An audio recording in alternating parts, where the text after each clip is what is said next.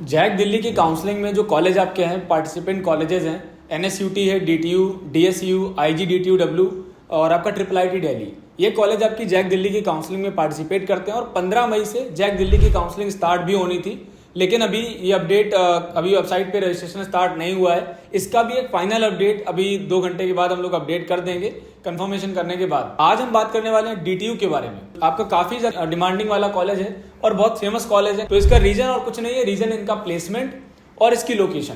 क्योंकि दिल्ली एक ऐसी लोकेशन है जहां पर ज्यादातर बच्चे, किसी भी स्टेट से आने वाला कैंडिडेट दिल्ली जाना चाहते हैं। जब दिल्ली में एडमिशन नहीं मिलता है तो आप नोएडा की तरफ आ जाते हैं, एकेटीयू के कॉलेजेस में आ जाते हैं। जब वहां पे भी एडमिशन नहीं मिलता है तो फिर आप और दूसरे जो स्टेट के अंदर लखनऊ या अलग अलग लोकेशन पे कॉलेजेस हैं, बच्चे वहां पे जाते हैं। तो दिल्ली आपका एक one of the best location है और दिल्ली के अंदर 85% सीट जो भी है वो होम स्टेट वाले बच्चों के लिए, दिल्ली स्टेट के स्टूडेंट के लिए रिजर्व है।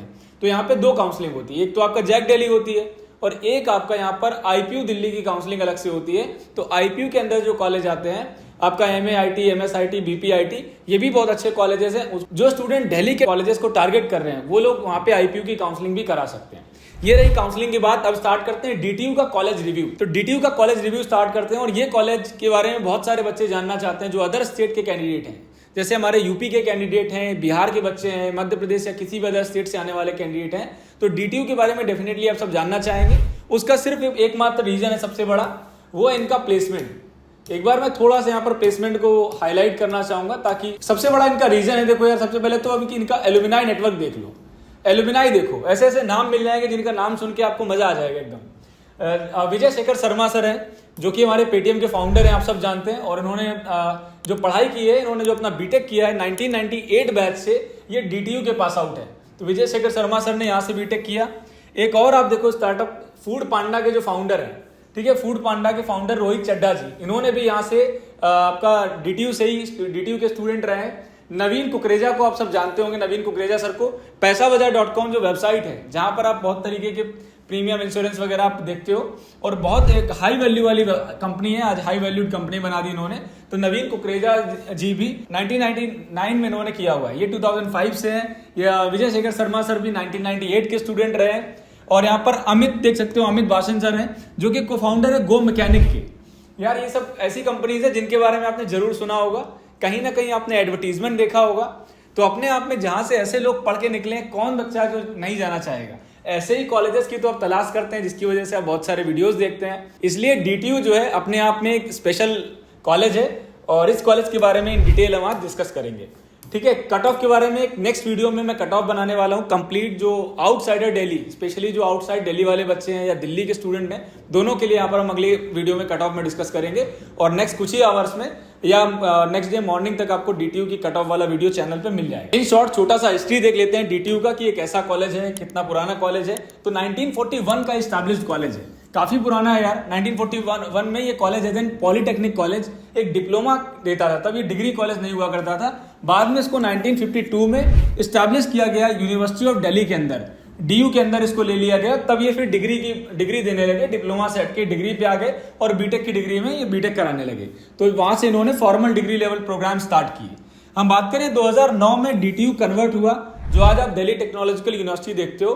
पहले ये कभी दिल्ली पॉलिटेक्निक कॉलेज था, फिर इस तरीके से चेंज होते हुए 2009 में इनको अपना एक सेपरेट यूनिवर्सिटी मिल गई, जिनको स्टेट यूनिवर्सिटी के अंदर upgraded to a state university, Delhi का एक स्टेट यूनिवर्सिटी बना दिया गया, जिसमें ये कॉलेज अभी रन हो रहा है 1965 में। ठीक है, प्लेसमेंट के अलावा इस कॉलेज में अगर हम कैंपस की बात करें, और 167 एकर्स का कैंपस है, बहुत बड़ा कैंपस एरिया मिल जाता है। इनका एक मेन कैंपस है और इसके अलावा एक कैंपस इनका और है जिसको हम ईस्ट दिल्ली लोकेशन पे, जो कि इनका ईस्ट दिल्ली लोकेशन में कैंपस है, वो काफी छोटा कैंपस है, 2 एकर्स का लगभग कैंपस है।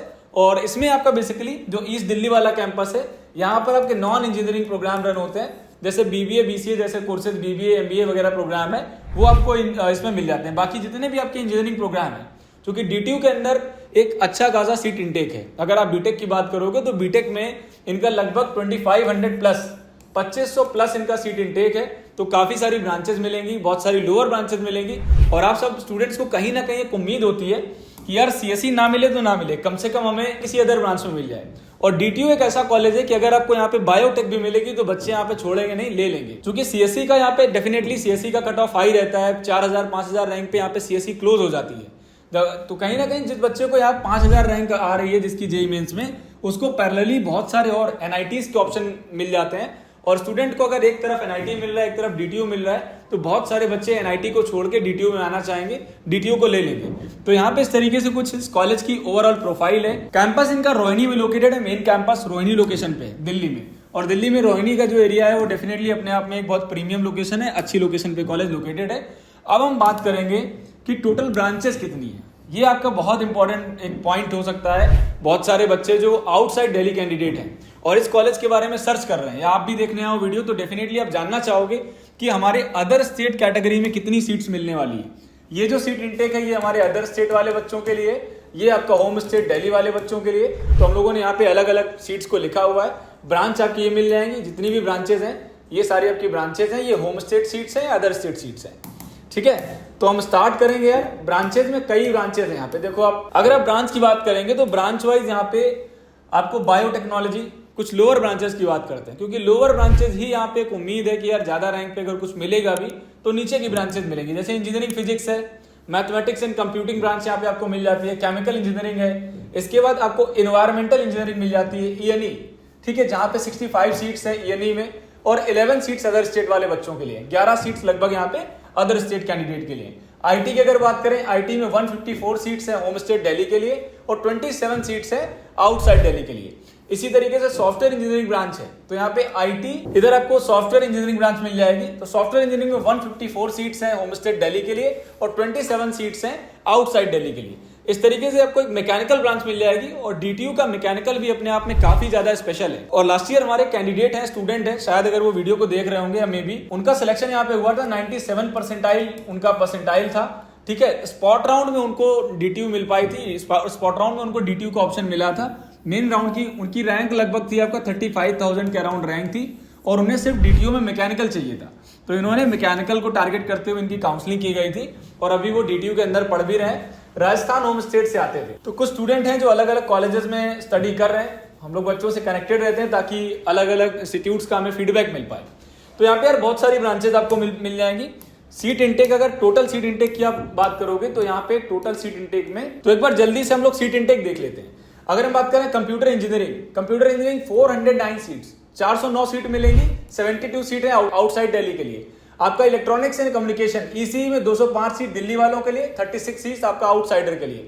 इलेक्ट्रिकल इंजीनियरिंग 255 सीट मिलेंगी दिल्ली के लिए, 46 सीट है आपके आउटसाइडर कैंडिडेट के लिए। मैकेनिकल इंजीनियरिंग 265 सीट्स मिलेंगी दिल्ली, 45 अदर स्टेट।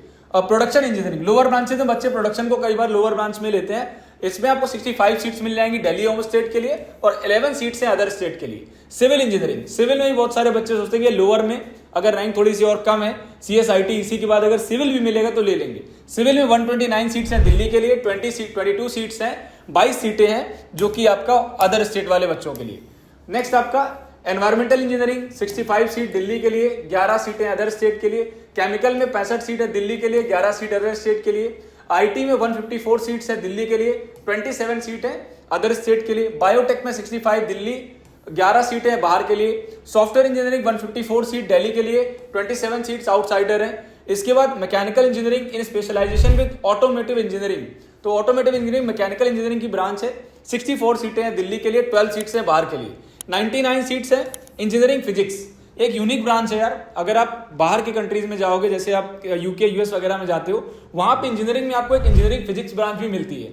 इंडिया में उतना ही ब्रांच पॉपुलर नहीं है, बट बाहर के कंट्रीज में काफी जो अब्रॉड के कॉलेजेस हैं उनको हम लोगों ने जब एक्सप्लोर किया, वहां के कॉलेजेस का भी हम लोग एडमिशन प्रोसेस कराते हैं कई जगह पे अपने स्टडी अब्रॉड प्रोग्राम में। तो वहां पे हमें इंजीनियरिंग फिजिक्स की ब्रांच भी मिली, जहाँ पे इंजीनियरिंग फिजिक्स में भी बहुत सारे बच्चे जाना चाहते हैं, और टॉप इंस्टीट्यूट्स हैं वर्ल्ड वाइड, जो टॉप इंस्टीट्यूट हैं उनमें इंजीनियरिंग फिजिक्स पढ़ाई जाती है।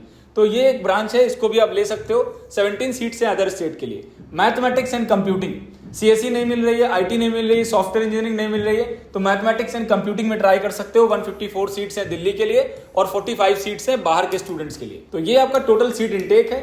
अगर टोटल सीट्स की आप बात करोगे तो यहाँ पर टोटल सीटें हैं 2514, तो लगभग 2514 सीट्स का इंटेक है, जो कि अपने आप में काफी ज्यादा नंबर ऑफ सीट्स का इंटेक है किसी एक सिंगल कॉलेज में। चूंकि यूनिवर्सिटी है तो इनके पास ये इंटेक सिर्फ बीटेक प्रोग्राम में है, इसके अलावा DTU MBA कराता है, BBA है और बहुत सारे कोर्सेज हैं जो DTU के अंदर रन होते हैं। नेक्स्ट हम बात करते हैं DTU में अगर हमें एडमिशन लेना है तो हमारा एडमिशन प्रोसेस क्या होगा। आप लोग जानते होंगे जैक दिल्ली की काउंसलिंग होती है, ठीक है। जैक दिल्ली की काउंसलिंग में आपको पार्टिसिपेट करना होता है और इसमें जो आपकी एलिजिबिलिटी है 12th में जो आपका परसेंटेज होना चाहिए वो 60% होना चाहिए। इसके साथ साथ इंग्लिश सब्जेक्ट आपका एक कंपलसरी सब्जेक्ट है। 12th के स्कोर कार्ड में इंग्लिश सब्जेक्ट आपका कंपलसरी है, वहां पे होना चाहिए। अगर आपने इंग्लिश नहीं लिया है तो मे भी आपके वेरिफिकेशन के टाइम पे या आपको काउंसलिंग से बाहर कर सकते अगर आपका English as a mandatory subject नहीं है, क्योंकि इन्होंने मैंडेटरी सब्जेक्ट बना के रखा है तो इंग्लिश आपका होगा और ज्यादातर बच्चों का इंग्लिश सब्जेक्ट होता ही है। 85% सीटें हैं दिल्ली वाले बच्चों को दे दी जाएंगी। तो यही रीजन है कि दिल्ली होम स्टेट वाले लगभग सभी स्टेट यूनिवर्सिटीज में जितने भी स्टेट वाले लेवल के कॉलेजेस हैं, यूनिवर्सिटीज हैं, उनमें सेम कंसेप्ट होता है 85 और 15 का। तो 85% सीट दिल्ली वाले स्टूडेंट्स के लिए रहती है, जिसकी वजह से दिल्ली का अगर कोई SC/ST बच्चा है, SC/ST कैंडिडेट है तो उसको 4 लाख या 5 लाख रैंक तक भी एडमिशन मिल जाता है। जनरल OBC है तो 1.5 से 2 लाख रैंक तक भी आराम से आपको एडमिशन यहाँ पे मिल जाता है। इससे ज्यादा रैंक पे भी एडमिशन आपको मिल जाता है। अगर आप अदर स्टेट हो तो आपको वहां पर कम रैंक पे एडमिशन मिलता है। लगभग आप मान के चलो लोअर ब्रांच में 70 to 80,000 रैंक तक कुछ मिल सकता है नीचे की ब्रांच। नेक्स्ट हमारा फीस स्ट्रक्चर एक इंपॉर्टेंट पॉइंट है। तो फीस आपका पूरा 4 ईयर का प्रोग्राम, 4 साल आपकी कितनी फीस लगेगी अगर आपका DTU में एडमिशन होता है। फर्स्ट ईयर में आप पे करोगे 2,29,000, सेकंड ईयर में आप पे करोगे 2,36,000, थर्ड ईयर में आप पे करोगे 2,46,000 और इसके बाद फोर्थ ईयर में आप पे करोगे 2,66,000। तो लगभग 10,000 का इंक्रीमेंट आप देख सकते हो। 10,000 का इंक्रीमेंट, 10,000 फीस आपकी हर साल बढ़ जाएगी। ये आपका सिंपल फीस स्ट्रक्चर है। इसके बाद हॉस्टल आपका ये है 30,800 फॉर 10 मंथ्स। लगभग 2 महीने बच्चे इंटर्नशिप में रहते हैं या कॉलेज में क्लोज होता है, छुट्टियां होती हैं, जिसके लिए 10 मंथ का आपको सिर्फ यहाँ पे फीस स्ट्रक्चर चार्ज किया जाता है। कुछ आपके यहाँ के नोटेबल एलुमनाई है, एलुमनाई नेटवर्क किसी भी कॉलेज का बहुत इंपॉर्टेंट होता है। तो आप देख सकते हो यहाँ पर संजय गुप्ता जी हैं जो कि वाइस प्रेसिडेंट ऑफ गूगल, जो गूगल है आपकी इंडिया के वाइस प्रेसिडेंट रहे हैं। अनिल सरदाना जो कि MD एंड CEO रहे हैं अडानी में, ठीक है। याहू में यहाँ से VC and ex CEO Yahoo India. Sharad Sharma ji है, SK चौधरी डायरेक्टर। ये सब पुराने लोग हैं जिन्होंने काफी टाइम पहले आज के टाइम पे जिस पोजीशन पे है, तो डेफिनेटली इनके आप एक पावर होती है कि अगर कॉलेज इनको अप्रोच करता है कि हमारे स्टूडेंट्स हैं, और इनका भी कहीं ना कहीं अपना एक कनेक्ट होता है कि जहां से इन्होंने अपना एजुकेशन कंप्लीट किया है वहां के लिए कुछ करें, तो डेफिनेटली एक कनेक्ट बहुत अच्छा मिल जाता है। उसका बेनिफिट यहाँ पे पढ़ने वाले बच्चों को होता है। इसलिए कॉलेज का एलुमनाई नेटवर्क भी बहुत मैटर करता है, क्योंकि कॉलेज में जॉब अपॉर्चुनिटी लाना, प्लेसमेंट टीम का के अलावा इन सब लोगों का भी बहुत कंट्रीब्यूशन होता है। कुछ और बड़े बड़े नाम जिन्होंने अपना स्टार्टअप किया, ठीक है, स्टार्टअप और एक बहुत बड़े लेवल तक कंपनीज को लेके गए, जैसे कि फूड पांडा के फाउंडर है। फूड पांडा के बारे में आप लोगों ने सुना होगा। रोहित चड्ढा सर है, 2005 बैच के पास आउट है यहाँ पे DTU से। विजय शेखर शर्मा सर है, यहाँ से इन्होंने पेटीएम के फाउंडर है, आप सब जानते होंगे, ठीक है। इसके बाद jabong.com के फाउंडर है प्रवीण सिन्हा जी, 2001 के पास आउट है। नवीन कुकरेजा जी को आप जानते होंगे, पैसाबाजार.com कंपनी चलाते हैं और इनकी बहुत ही हाई वैल्यूड कंपनी है। तो ये कुछ ऐसे स्टार्टअप्स हैं जिनके बारे में आप जानते होंगे। कहीं ना कहीं यूट्यूब पे आपने इनके बारे में एडवर्टीजमेंट वगैरह जरूर देखा होगा। एक आप गो मैकेनिक, आपने यूट्यूब पे ऐड जरूर देखा होगा सोशल मीडिया पे। गो मैकेनिक के फाउंडर है अमित जी। तो इन्होंने भी 2010 में, रिसेंटली 2010 में इन्होंने पास आउट किया और गो मैकेनिक भी आज के टाइम पे काफी अच्छी वैल्यूएशन वाली कंपनी है। तो ये सब सक्सेसफुल फाउंडर्स हैं जो कि DTU के पास आउट हैं।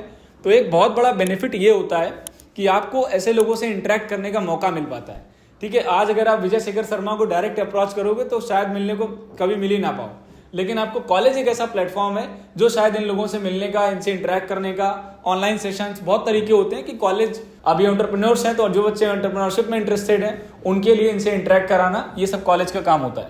तो कॉलेज आपको ये सारी सपोर्ट प्रोवाइड करता है। अब हमारा फाइनल प्लेसमेंट जिसके लिए आप परेशान हो, जिसके लिए आप बहुत सारे वीडियोस देख रहे हो, तो प्लेसमेंट जो है DTU के अंदर ये एक बहुत इंपॉर्टेंट और इंटरेस्टिंग चीज है। एवरेज CTC आप देखो, कंप्यूटर इंजीनियरिंग में 23 लाख का एवरेज CTC है। IT ब्रांच का एवरेज प्लेसमेंट 25 लाख रुपए है। सॉफ्टवेयर इंजीनियरिंग ब्रांच का 20 लाख रुपीज है। आपका यहाँ पर मैथमेटिक्स एंड कंप्यूटिंग, इसका आपका 20 लाख रुपीज है। ECE ब्रांच का एवरेज प्लेसमेंट 18 लाख रुपीज है। इलेक्ट्रिकल का 15 लाख है। मैकेनिकल का 11 लाख है। इंजीनियरिंग फिजिक्स 12 लाख प्लेसमेंट है। बायोटेक्नोलॉजी 10 लाख प्लेसमेंट है। केमिकल का भी 10 लाख है। आपका यहाँ पे एनवायरमेंटल इंजीनियरिंग जैसी ब्रांचेस में 11 लाख का एवरेज पैकेज है, ठीक है। सिविल इंजीनियरिंग में 10 लाख का एवरेज पैकेज है। प्रोडक्शन इंजीनियरिंग में भी आपका यहाँ पर 12 लाख का पैकेज है। तो कुछ इस तरीके के प्लेसमेंट्स हैं जो आपको DTU के अंदर देखने को मिलते हैं, जिसकी वजह से इसकी क्लोजिंग रैंक और जो भी कट ऑफ है वो बहुत हाई रहती है। ये आपका DTU के बारे में इंफॉर्मेशन है जो कि कंप्लीट इंफॉर्मेशन है। इसका फीस स्ट्रक्चर, हॉस्टल की fees, branches and seat intake, admission process. अब हमारा सिर्फ एक चीज़ बचता है, कट ऑफ। कट ऑफ वाला एक अलग से वीडियो मैं बनाने वाला हूँ और चैनल पे आप अगर कट ऑफ का वीडियो एक अलग से अभी आपको मिलेगा जिसमें हम लोग home state Delhi candidate, Delhi state वाले और अदर स्टेट दोनों के लिए हम लोग कट ऑफ डिस्कस कर रहे होंगे। और ये जो भी इंपॉर्टेंट अपडेट है कि आपकी DTU की काउंसलिंग या जैक दिल्ली वाली काउंसलिंग कब से शुरू होने वाली है, इसका भी एक इंपॉर्टेंट अपडेट आपको चैनल पर मिल जाएगा। तो चैनल से आप जरूर सब्सक्राइब करके रखें, जरूर जुड़े रहें। Thank you so much, keep watching, stay connected.